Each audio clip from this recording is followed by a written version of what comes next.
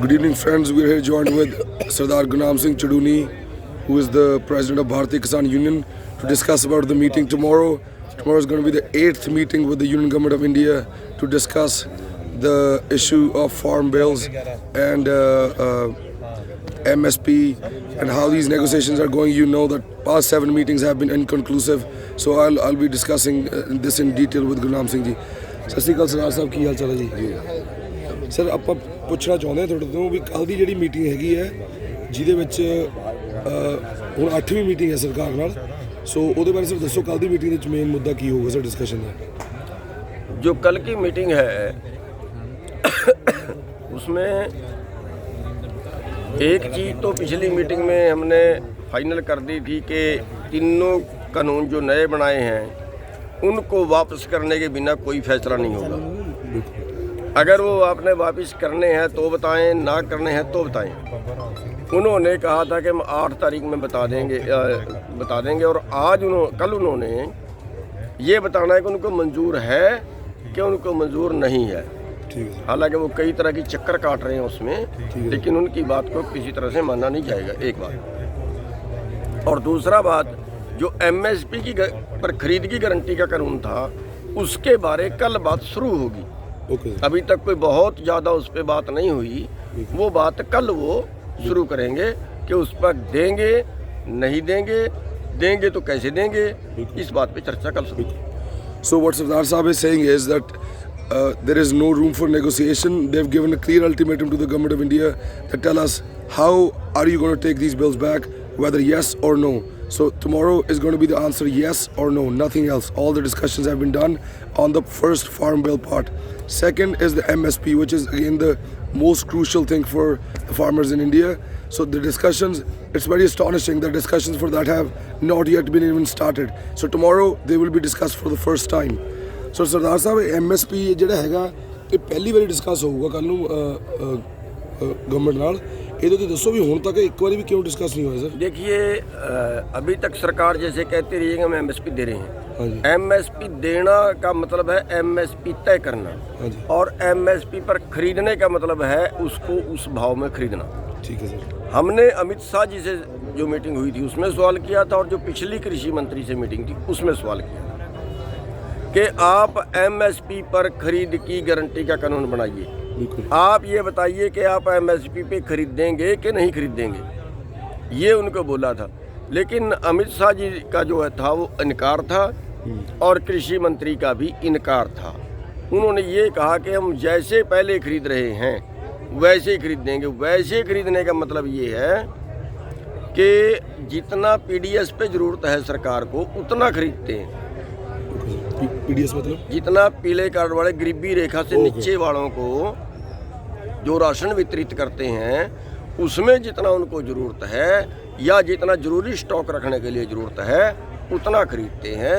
बाकी जो है वो खुले बाजार में बिकता है, जो हर साल चेंज होता रहता है, 2% कभी 5% कभी 6%। हाँ, वो जो उसके बाकी का अनाज है वो सारा खुले बाजार में बिकता है। बिल्कुल। और खुले बाजार में आज जो है वो भाव MSP से कम है। बिल्कुल जी। So what Sardar Sahab is saying is that MSP, government says that they're giving MSP. So there's a technical point that you have to understand. Giving MSP is that the government of India decides what's going to be the minimum support price. But buying at that price is a totally different issue. So the government of India only buys limited amount, which is 2 to 6% that they want to feed the below poverty line people. So you have to take it, you have to understand this, that the government of India doesn't buy the whole grain at the MSP. They only buy a very little amount, which is not more than 6% in any case. It varies from every year. So it's called PDS. So what we are trying to do is we're trying to get a written law in place that all throughout the country that all grains should be bought from the farmer at the minimum support price, which is not the case right now. The government, Minister of Agriculture, Honorable Narendra Tomar ji, and Honorable Home Minister is saying that they will continue to buy at they continue to do whatever they're doing with MSP, which is buy 6% of the grain at MSP. So that's going to be starting the negotiation tomorrow. Sir, जे आप पूछिए, अगर हम जानना चाहें कि MSP जैसे कानून शायद सरकार काले वापस लेने के लिए शायद मान जाए, ऐसा होपफुली हम मान सकते हैं, पर आपको क्या लगता है कि MSP देने में सरकार को कितनी परेशानी हो सकती है? ये कितना बड़ा इशू है? क्योंकि अभी तक इस पर बात नहीं हुई है, तो लोगों को लग सकता है कि शायद ये मेजर इशू नहीं है. ये कितना बड़ा इशू है किसान के लिए? देखिए, एक आंकड़ा 2-3 साल पहले आया था कि पिछले 15 सालों में जो MSP से कम मिला है किसानों को वो 15 लाख करोड़ है. यानी आज के टाइम में अगर मोटा मोटी माने, एक साल में हमें करीब 4 लाख करोड़ लगभग हो सकता है, कन्फर्म आंकड़ा मेरे पास नहीं है, करीब 4 लाख करोड़ MSP से कम मिलता है किसानों को. अगर MSP की गारंटी देते हैं, अगर हमारा सारा माल MSP बिकता है, तो मानिए कि करीब 4 लाख करोड़ रुपया देश के किसानों की जेब में प्रति साल और जाएगा. बहुत बढ़िया sir. So what Sardar Sahab is saying that if they start buying the whole grain at MSP, then the Indian farmer will be benefited by 4 lakh crores, which is 400,000 crores of rupees every year annually. So sir, जो ये MSP है, अभी जैसे कई बार बोलते हैं कि पंजाब हरियाणा में काफ़ी आइडियल सिस्टम है कि MSP के आसपास ही खरीदा जाता है. उत्तर प्रदेश का किसान ज़्यादा पीड़ित है और बिहार के अंदर तो बहुत ही बुरा हाल है. तो इसके बारे में क्या सर, ये बहुत वेरिएशन क्यों है प्राइस के अंदर सर, विद MSP होते हुए भी जो सरकार बोल रही है? देखिए, हरियाणा पंजाब में भी केवल धान और गेहूं खरीदी जाती है, सारी फसलें नहीं खरीदी जाती, केवल मोटी धान और गेहूं. और बाकी जो फसलें हैं, जैसे हरियाणा में मक्का है, जैसे आलू तो MSP में नहीं आता. अच्छा. जैसे बाजरा है, बहुत कम खरीदा गया. जैसे सूरजमुखी है, बहुत कम खरीदी गई. जैसे ऑयल सीड है, वो बहुत कम खरीदे गए. तो पूरा जो 100% है वो हरियाणा पंजाब में भी नहीं है. और कुछ स्टेट ऐसे हैं जिनमें कुछ भी नहीं है, जैसे आपने बिहार का नाम लिया. और कुछ प्रदेश ऐसे हैं जिनमें सरकार उतना सा खरीद लेती है जितना उनको गरीबी रेखा से नीचे वालों को बांटना होता है. उतना तो बिहार में भी शायद कुछ खरीदते हैं, लेकिन बस उतना सा खरीदते हैं, उसके ज़्यादा नहीं खरीदते. सो जो आपने आलू वाली बात बताई वो बहुत अच्छी बात है. काफ़ी लोगों को नहीं पता कि MSP सरकार सब फसलों पे नहीं देती, तो कुछ फसलों पे देती है आपको. नहीं सर, MSP जो है केवल 23 फसलों पे है. 23 फसलों पे, ठीक है, जिसमें दालें, खाद्य तेल और मोटे अनाज, ठीक है. केवल उन पे MSP है. किसी सब्जी पे MSP नहीं है, और जितने मसाले उन पे MSP नहीं है, जितने फ्रूट उन पे MSP नहीं है. जो बाकी जो चीज उत्पादन हैं उन पे किसी पे MSP नहीं है. So that's a very valid point. There are only 23 farm products like grains, including pulses, some rice, wheat, and only like dry things. There is no MSP on spices, fruits or vegetables. So government only gives it on 23. So I think it's a rather interesting point to note down that there should be MSP for all the all the grains. So let's go deeper into this. Sir, आपको लगता है कि जो कल की meeting है, जैसे हम MSP पे पहली बार डिस्कशन करेंगे, तो हमें 23 फसलों पे मांगना चाहिए? ये कैसे अनफेयर नहीं होगा कि जो लोग चाय उगा रहे हैं, जो लोग आलू उगा रहे हैं, क्योंकि आलू के अंदर बहुत पीड़े हुए हैं. मेरे को देखा है कि उत्तर प्रदेश में बहुत किसानों ने सुसाइड किया था. और आज मैं किसी किसान से बात कर रहा था, वो बता रहे थे आलू का घाटा आलू से पूरा हो सकता है, और लोग करोड़ों के घाटे में चले गए. और मतलब और बहुत फसलें हैं जिनमें बहुत घाटे होते हैं. तो आपको लगता है कि 23 की लिस्ट को बढ़ाकर और भी लिस्टों पे भी MSP चाहिए? मतलब नहीं, वैसे तो MSP सभी चीज़ पे चाहिए. हाँ जी. लेकिन कुछ चीज़ें ऐसी होती हैं कि जिनके बिना गुजारा होता नहीं. इन्होंने केवल उनका MSP तय किया है जो पिछले 1967 से 66 से लेकर शुरू है. वो तब से लेके उन्हीं फसलों पे शुरू है कि जिनके बिना आदमी जिंदा नहीं रह सकता. अब दाल है, खानी पड़ेगी. खाद्य तेल है, खाने पड़ेंगे. अनाज है, खाना पड़ेगा. चाहिए तो सब्जियों पे भी. आलू और प्याज, ये जो चीज़ें हैं, ये एक दाल की तरह है. मतलब ये लंबे टाइम तक जो रह सकती है. एक तो सब्जी होती है ना, आज उसको तोड़ा है और वो आज 1 हफ्ते में, 4 दिन में, 2 दिन में ख़राब हो जाएगी। लेकिन आलू और प्याज ये 2 चीज़ें ऐसी हैं जो 6 महीने 8 महीने रखी जा सकती हैं, तो इनका एमएसपी ज़रूर होना चाहिए। और दूसरा जो है वो ये है कि सरकार मतलब उन चीज़ों पर ज़्यादा गौर करती है जिनके बिना भुखमरी आ सकती है, उन चीज़ों पे ज़्यादा गौर करती है, उन चीज़ों का स्टॉक रखती है। तो इसलिए 23 फसलें उसमें रखी गई हैं। और चौथा गन्ना है, उसका FRP होता है, स्टेट तय करता है। तो 24वां वो फसल है, और बाकी चीज़ों का सरकार तय नहीं करती है। बल्कि स्वामीनाथन ने रिपोर्ट की थी आलू की, प्याज की और टमाटर की, उन्होंने की थी कि इनका MSP होना चाहिए। बिल्कुल सर, उनकी रिपोर्ट के मुताबिक इनका MSP होना चाहिए। सो हो सकता है कि कल की मीटिंग जैसे MSP पे स्टार्ट होंगी फ्यूचर की, तो हम और फसलें भी कुछ ऐड करवाएंगे उसके अंदर, हो सकता है उस लिस्ट में। देखिए, उनकी मांग तो रखेंगे, वो करें ना करें अलग बात है। उनकी मांग रखेंगे कि जो स्वामीनाथन ने कहा ये 3 फसलें, ये तो कम से कम उसमें MSP जोड़े ना। बिल्कुल सर। और कानून जो है ये जिस तरीके से बहकार है, कानून ये है कि अगर MSP से ऊपर बिकती है तो फिर उसको प्राइवेट खरीद सकता है। बिल्कुल।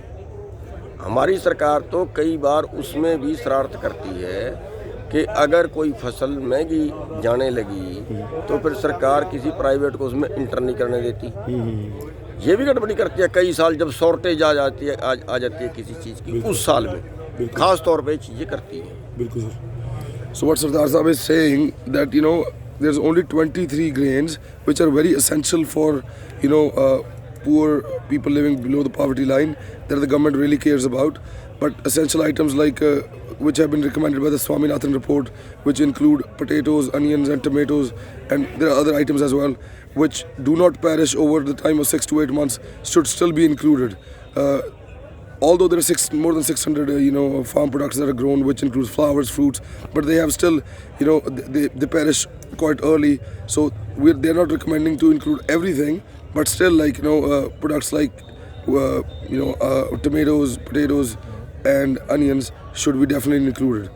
So sir, जो हम बिलों की बात कर रहे हैं कि वापस करने की, तो जो कुछ लोगों की अंडरस्टैंडिंग है उसमें ये समझ आता है कि बिल वापस होने पे ज़्यादा फ़ायदा देश की जनता को है।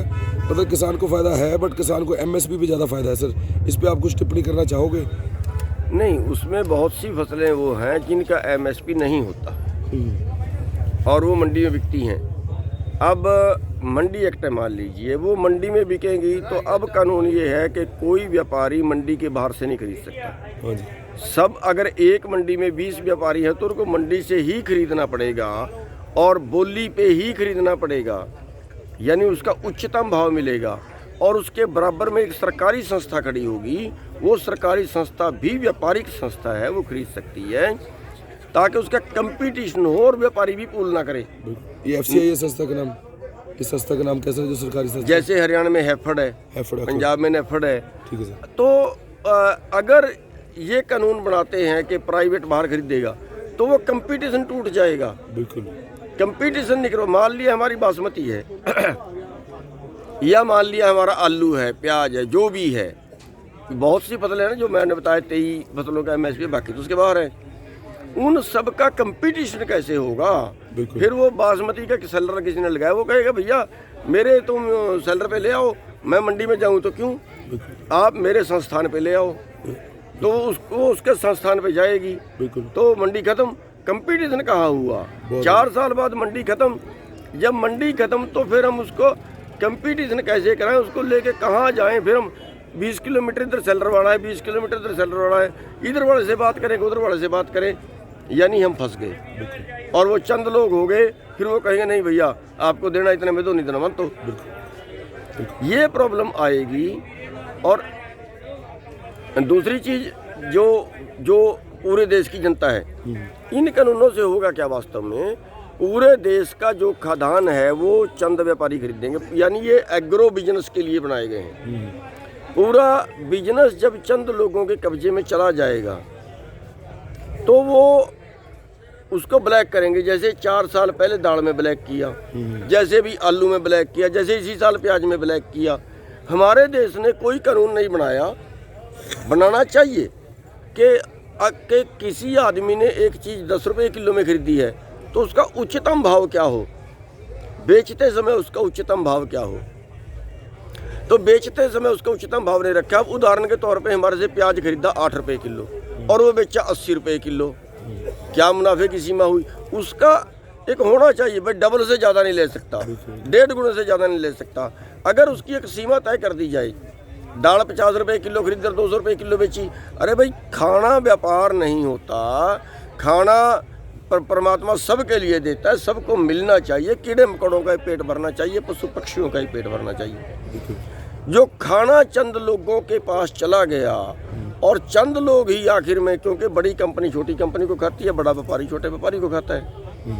जब ऐसा टाइम आएगा कि चंद व्यापारी ही हमारा पूरा माल खरीदेंगे पूरे देश का, और फिर पूरा देश उनका उपभोक्ता होगा, पूरा देश उनका ग्राहक होगा, पूरा देश उन्हीं से खरीद के खाएगा। और जब खाने वाला माल 10 लोगों के पास होगा और 10 लोगों से ही पूरा देश खरीदेगा, तो फिर वो ब्लैक करेंगे, वो फिर ज़्यादा से ज़्यादा भाव पे बेचेंगे। वो देखेंगे जनता कितने पैसे में ले सकती है तो उतने पैसे में उसको देंगे। अब उससे पैदा करने वाला भी और उससे खाने वाला भी, दोनों का नुकसान होगा। और ये इसको और खतरनाक तरीके से बना दिया गया है एसेंशियल कमोडिटी एक्ट ने। ये ऑलरेडी हो तो ऐसा ही रहा है, पर इससे और खतरनाक हो जाएगा। नहीं, अब तो उनको कानूनी अधिकार दे दिया ना।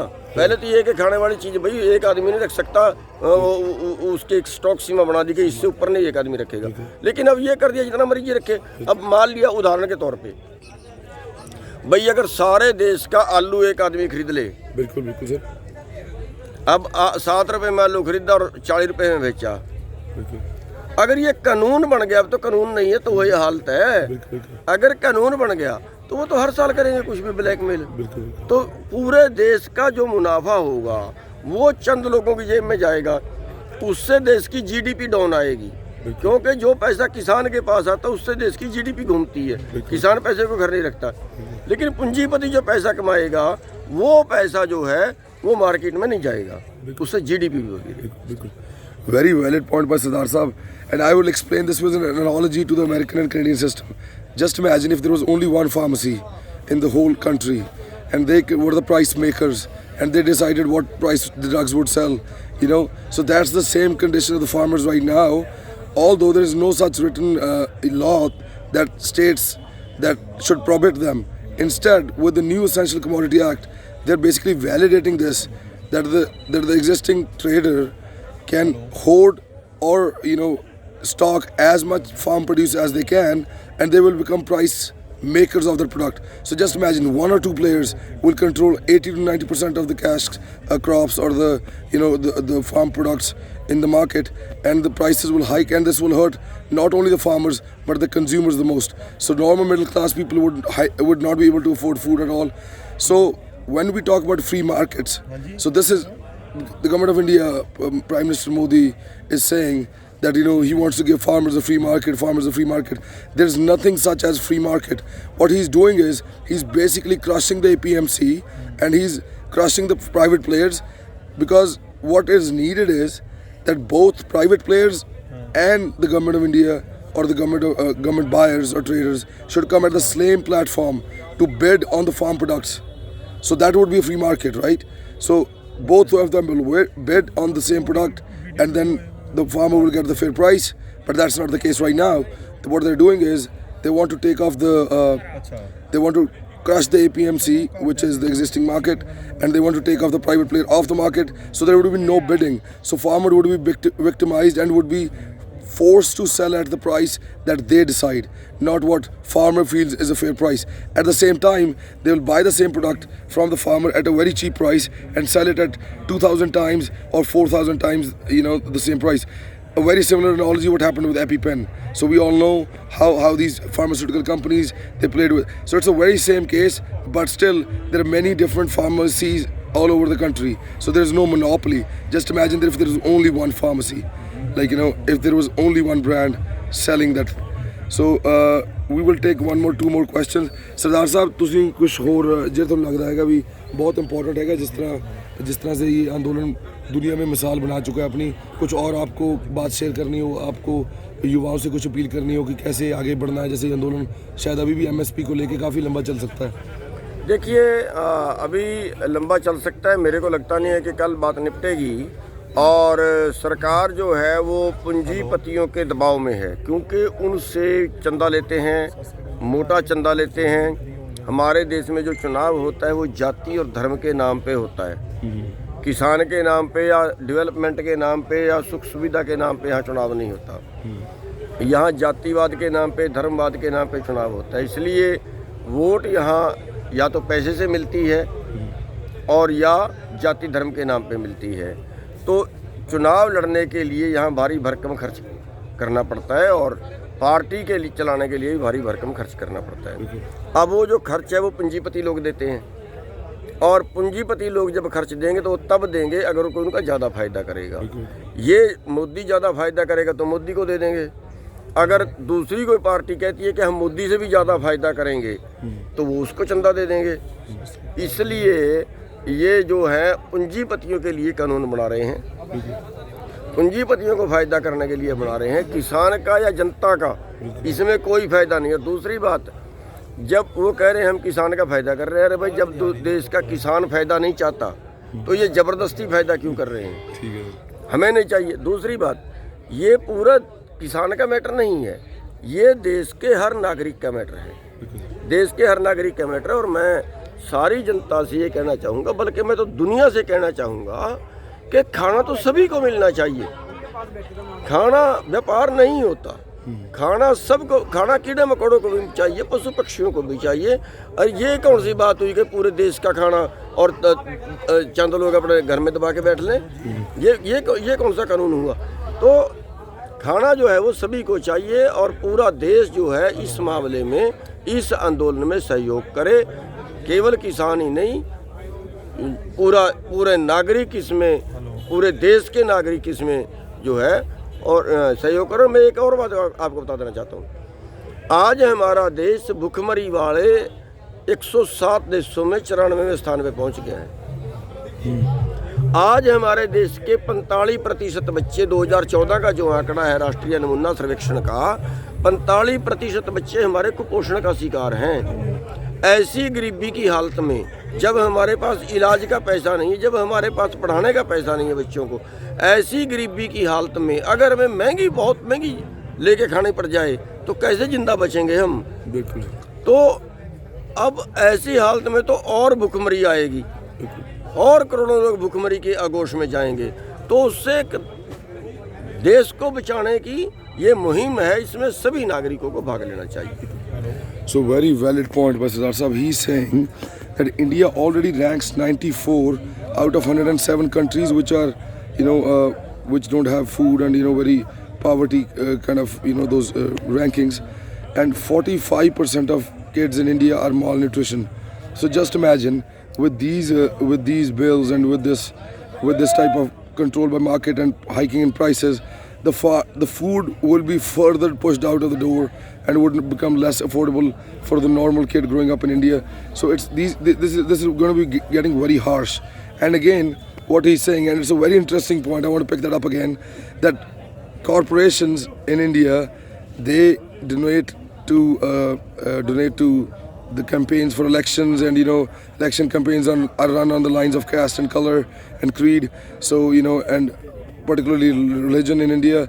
So what he's saying is that if this, the system is whole designed in such way, but I have a really good suggestion. I'll continue talking on this point, how elections are fought. So Siddharth साहब, मैंने actually क्या किया, कल मैंने प्रधानमंत्री जी को चिट्ठी लिखी कि आपके पास बहुत थिंक टैंक है और बहुत लोग हैं, और मैंने उनको सुझाव दिया कि मान लीजिए कि देश में इस टाइम 48% लोग किसान हैं, और जैसे वर्ल्ड बैंक चाहता है कि और कम हो जाए, 14% हो जाए, पर फिर भी 48% हैं अभी। तो मान लेते हैं कि 140 करोड़ की पॉपुलेशन है, तो मोटा मोटा 70 करोड़ किसान हैं। तो अगर किसान एक कप चाय का पिए 10 रुपये की मिलती है, कोई बीड़ी सिगरेट पीते हैं कि किसान, वो 10 रुपये की होती होगी, तो 10 रुपये अगर हम रोज़ दान दें तो सरकार को हम 750 करोड़ रोज़ इकट्ठा कर लेंगे चंदा, क्योंकि प्रधानमंत्री बोलते हैं बहुत क्रांतिकारी हैं, हर चीज़ में बदलेंगे। सो अमेरिका में हर जगह पे ये कॉरपोरेशनें देती हैं एक्शन कमेटी बना के, तो ये बोले कि मैं कॉरपोरेशन से पैसा नहीं लूँगा, तो 700 करोड़ हर दिन का 2024 के इलेक्शन तक अगर इकट्ठा किया तो काफ़ी चंदा इकट्ठा हो जाएगा। तो उस हिसाब से अगर इलेक्शन लड़ेंगे तो किसान की बात मान लें, किसान के कानून वापस ले लें, MSP दे दें, उसके बाद जो मन की बात करते हैं 3 मन की बात करें किसानों के साथ सीधा, और किसान इनको सर पे बिठा लेंगे अपने फिर से। और उसके बाद एक जैसे कमेटी बनाते हैं पार्लियामेंट्री डिफेंस पे, स्पोर्ट्स पे, एक पार्लियामेंट्री कमेटी फार्मर्स की, जैसे अभी यूनियन बने हैं उसमें से 11-15 मेंबर लें, और एक कमेटी फार्म ग्रीवेंसेस के लिए बनाएं और वो सुलझा लें, तो मेरे को तो कोई इलेक्शन हरा ही नहीं सकता। ये सुझाव कैसा लगता है आपको? कॉर्पोरेशनों का पैसा भी नहीं लेना पड़ेगा, किसान ही इनको पैसे दे देंगे 10-10 रुपये करके रोज़। नहीं, ऐसा ना तो कोई देगा और ना ऐसे वसूला जा सकता है, वो भी इस बात को जानते हैं। और ये तो जैसे 2 नंबर में लेते हैं वैसे ही लेंगे, ऐसे सुझाव तो कोई मानेगा नहीं। लेकिन जो देश में व्यवस्था की ज़रूरत है, जो इनको करनी चाहिए वो नहीं कर रहे। वो पूरा इलाज फ्री चाहिए सभी का, पूरी शिक्षा फ्री चाहिए सभी की, और खाना सबको मिले ये गारंटी होनी चाहिए। यानी जो आदमी की जिंदा रहने की जरूरत बेसिक है, वो जिंदा रहने की जरूरत है जो वो सारी सरकार के जिम्मे होनी चाहिए, कि कोई आदमी अभाव में नहीं मरेगा। वो सारी ज़रूरतें सरकार को, उस पे हमारा अभी तक किसी ने कोई कदम नहीं उठाया।